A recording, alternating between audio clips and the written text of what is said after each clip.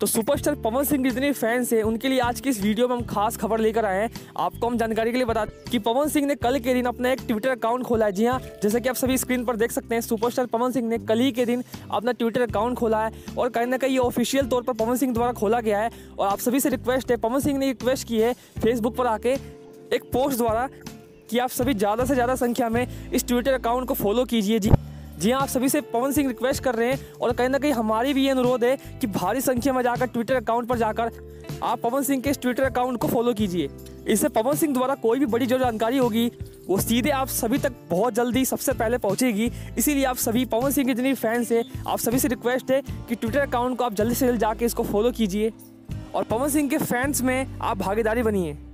और अगर आपने फेसबुक, आईडी और इंस्टाग्राम पर पवन सिंह को फॉलो नहीं किया है तो वहाँ भी जाकर कीजिए और साथ ही ट्विटर पर भी पवन सिंह को फॉलो कर लीजिए।